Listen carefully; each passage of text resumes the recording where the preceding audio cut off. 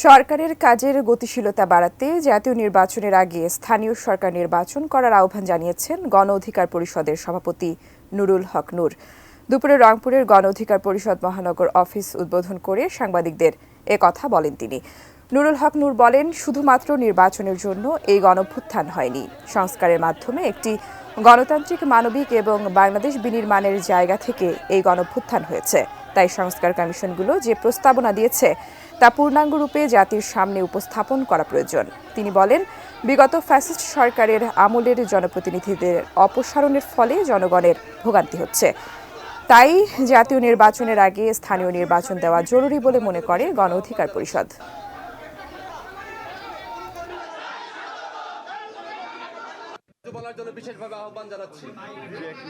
জাতীয় নির্বাচনের আগে স্থানীয় নির্বাচন করার আহ্বান জানাচ্ছি। জাতীয় নির্বাচনের আগে যদি স্থানীয় নির্বাচন হয়, এই নির্বাচন হবে বাংলাদেশের ইতিহাসে সবচেয়ে গ্রহণযোগ্য, সবচেয়ে মডেল স্থানীয় সরকার নির্বাচন।